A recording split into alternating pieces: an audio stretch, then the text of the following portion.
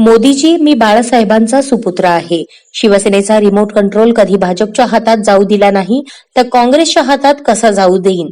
मतदारांनो, मोदींच्या थापा आंधळेपणाने ऐकू नका आणि आंधळेपणाने मतदान करू नका.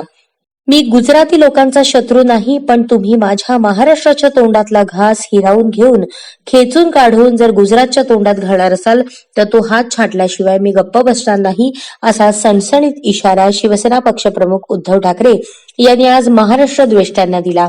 मोदींच्या थापा नुसत्या आंधळेपणाने ऐकून मत देऊ नका. आता आपली वेळ आली आहे, आता तुमची सटकली पाहिजे, अशी साद यावेळी उद्धव ठाकरे यांनी घातली. नाशिक जिल्ह्यातील मनमाड येथे नांदगावचे उमेदवार गणेश धात्रक, मालेगाव येथे अद्वैत हिरे आणि नाशिक शहरातील पश्चिमचे उमेदवार सुधाकर बडगुजवार, मध्याचे वसंत गीते, देवळालीचे योगेश घोलप, निफाड येथील अनिल कदम यांच्यासह जिल्ह्यातील आघाडीच्या उमेदवाराच्या प्रचारार्थ हुतात्मा अनंत कान्हेरे मैदानावर उद्धव ठाकरे यांची जंगी सभा झाली. याशिवाय त्यांनी छत्रपती संभाजीनगर जिल्ह्यात वैजापूर येथे दिनेश परदेशी, सिल्लोड येथे सुरेश बनकर यांच्या प्रचारासाठी उद्धव ठाकरे यांच्या दणदणीत सभा झाल्या. या सभांना प्रचंड गर्दी झाली होती.